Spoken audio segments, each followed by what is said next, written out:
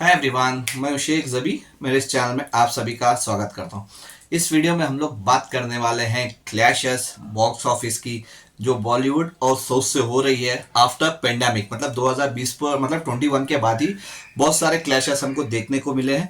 लेकिन इस बार यानी 2025 में, क्योंकि अभी ये लास्ट मंथ चल रहा है 24 का, तो ख़त्म हो जाएगा। तो जनवरी में जैसे ही वीक शुरू होगा तो वहीं से हमको बॉलीवुड वर्सेस साउथ की क्लैशेस नज़र आ जाएंगी। तो इस बार क्लैश किसकी हो रही है, चलिए जानते हैं। पहली मूवी है जो बॉलीवुड से, और वो है फतेह। फतेह मूवी सोनू सूद और जैकलिन फर्नांडिस की मूवी है, और इसमें नसरुद्दीन शाह जो वो शायद नेगेटिव रोल में होंगे। सिर्फ टीजर आया, जब ट्रेलर आएगा तब पता चलेगा। लेकिन अगर टीजर की बात करूं तो मतलब एक नंबर फाड़ू टीजर है। डेफिनेटली बोल रहा हूँ, एक नंबर फाड़ू टीजर है। और उसमें 3 या 4 सीन ऐसे हैं जिसमें एक्शन दिखाया गया है सोनू सूद का, आपके खड़े हो जाएंगे, मतलब रोमटे, ठीक है, गूज बम आ जाएंगे आपको। एक सीन है जो ड्रिलिंग मशीन शायद यहाँ से घुसा के निकालता है, वो सीन देखो आप। फिर जो अल्लू अर्जुन पुष्पा में जो लकड़ी काटने को रखा रहता है, जिसको जो बोलते हैं हम लोग, तो वो फेंक के मारता है और जो उसके जाके कनपट्टी पे लगती है, वो सीन ले लो। फिर और एक सीन है शायद हाथ या कुछ सोनू सूद काटते, तो मेरे हिसाब से शायद इसको ये सर्टिफिकेट मिल जाएगा, क्योंकि ऐसे ही सीन सालार में भी थे, सालार पार्ट 1 में थे। तो उसको ये सर्टिफिकेट मिला था। क्या पता कि फतेह को भी ये सर्टिफिकेट मिलेगा नहीं मिलेगा, जब देखते हैं। लेकिन सोनू सूद की ज्यादातर मूवीज हमने जो देखी है, तो सोनू सूद ने ज्यादातर नेगेटिव रोल्स किए हैं और पॉजिटिव रोल्स बहुत कम किए। चाहे वो हीरो के रोल लो या फिर हीरो के फ्रेंड्स के, या जो भी सपोर्टिंग रोल है वो कम किए हैं। नेगेटिव रोल्स में ज्यादा नजर आया। और स्पेशली मेरे को लगता है कि बॉलीवुड से ज्यादा शायद सोनू सूद ने साउथ में काम किया, चाहे वो कन्नड़ा मूवीज हो, तमिल मूवीज हो या फिर तेलुगु मूवीज हो। और रामचरण की मूवी के साथ क्लैश हो रही है गेम चेंजर। तो उसके लास्ट मूवी जो आचार्य थी, जो रामचरण के फादर जी की मूवी थी चिरंजीवी सर की, तो उसमें विलन सोनू सूद ही थे। तो वैसे था, तो अभी सोनू सूद क्लैश कर रहे हैं रामचरण से। तो पहले तो फतेह मूवी का ये है कि हिंदी में 10 तारीख को रिलीज होने वाली है। पैन इंडिया मूवी नहीं है शायद, ये सिर्फ हिंदी लैंग्वेज में रिलीज हो रही है। लेकिन इंपॉर्टेंट ये रहेगा, देखो आफ्टर पेंडेमिक सबको पता होगा, पूरी इंडिया में सब जानते होंगे कि सोनू सूद ने बहुत सारे लोगों को घर पहुंचाया था। तो वो शायद उनके पास भी काउंटिंग नहीं होगी कितने लोगों को पहुंचाया है। क्या वही लोग घर से निकल के अपने जेब से पैसे निकाल के मूवी देखने आते हैं या नहीं, जब ये मूवी रिलीज होगी तब पता चलेगा। तो देखते हैं कि सोनू सूद की फॉलोइंग कहाँ पे बड़ी है कहाँ पे नहीं, क्योंकि एक तो क्लैश हो रही है तो शोज भी कम हो जाएंगे, क्योंकि रामचरण को भी शोज मिलेंगे यहाँ पे, उसकी रामचरण की मूवी गेम चेंजर्स को भी। तो उसके हिसाब से देखते हैं कि इसको कितने शोज मिलते हैं और लोग इसको कितना पसंद करते हैं। और एक चीज ये है कि डायरेक्टर भी सोनू सूद ही है इस मूवी के, तो डायरेक्टर भी वही है, एक्टर भी वही है, तो शायद प्रोड्यूसर भी वही होंगे। तो डेफिनेटली बहुत सारे होप्स रखे होंगे। लेकिन क्लैशेस नहीं चाहिए था, 1-2 दिन ऊपर नीचे कर सकते थे, क्योंकि 1-2 दिन में अच्छा खासा मूवी कलेक्शन कर लेती है। तो क्लैश होते हैं तो आपको पता है कि दोनों मूवी का लॉस होता है, दोनों मूवी को नुकसान होता है। तो एक्टर को तो चलो मैं हर टाइम बोलता हूँ, एक्टर दूसरी मूवी से कमा लेता है पैसे, लेकिन प्रोड्यूसर कहाँ जाएगा, तो प्रोड्यूसर का दिवाला निकल जाता है उससे।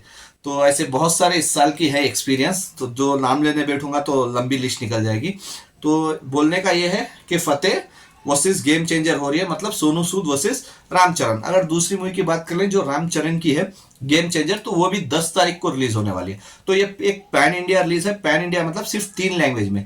मेन लैंग्वेज है इसकी तेलुगु, जो लोकल लैंग्वेज है तेलुगु लैंग्वेज से, फिर तमिल में रिलीज होगी और हिंदी में। तो 3 लैंग्वेज में रिलीज हो रही है। और इसके डायरेक्टर जानते हैं, मतलब एकदम, मतलब क्या बोलूं शंकर सर के बारे में, मतलब लाजवाब डायरेक्टर है। तो अनफॉर्चुनेटली 1-2 मूवी नहीं चलती, वो हर डायरेक्टर और हर एक्टर के साथ होता ही है। तो लास्ट मूवी नहीं चली थी उनकी इंडियन 2, लेकिन वो पूरा होप रखे हैं गेम चेंजर पे। और उसके साथ साथ इसमें कायरा अडवाणी रहेंगे, तो उसमें बॉलीवुड को सपोर्ट मिलेगा। क्योंकि रामचरण की अगर बात करें आफ्टर RRR, क्योंकि उससे पहले उन्होंने बॉलीवुड में डेब्यू कर लिया था जंजीर से, लेकिन वो डिजास्टर हुई थी, फ्लॉप हुई थी, तो उन्होंने दूर हट लिया था, बॉलीवुड से बहुत दूर हो गए थे। लेकिन RRR में जब आए तो उसके बाद इनका बेस बड़ा है, हिंदी ऑडियंस पे, क्योंकि साउथ की मूवीज वैसे भी चली रही हैं।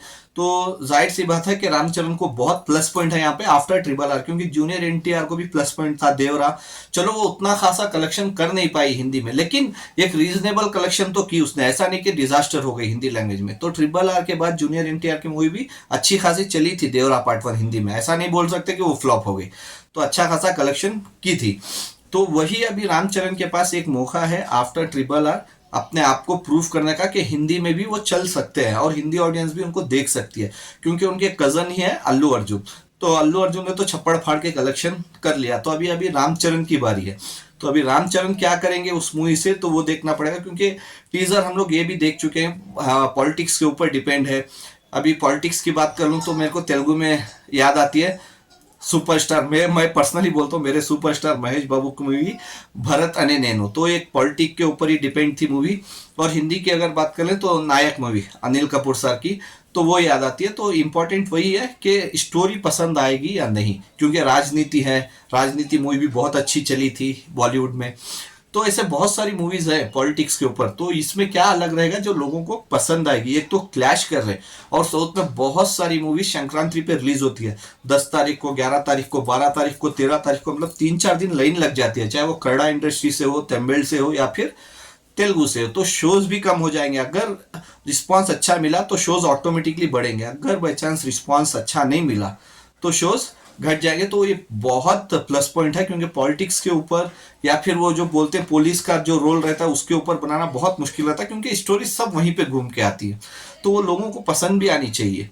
तो वो बहुत इंपॉर्टेंट रहेगा रामचरण के पास। और शंकर सार, क्योंकि लास्ट मूवी जैसे मैंने बोला तो फ्लॉप हुई थी इंडियन 2, तो शंकर सार को भी बहुत बड़ा चैलेंज है कि वो एक हिट दे। तो इसीलिए अभी देखते हैं, डिपेंड है मूवी के ऊपर, जनता के ऊपर, क्योंकि अभी मूवीज रेडी हैं, डेट अनाउंस हो चुकी है। ज़्यादा से ज़्यादा अभी 1 महीना बचा है, क्योंकि आज 10 तारीख है, तो जनवरी 10 तारीख को ये दोनों मूवी क्लैश होने वाली है। देखते हैं किसको कितने स्क्रीन्स मिलते हैं और कितना कलेक्शन कर पाती है।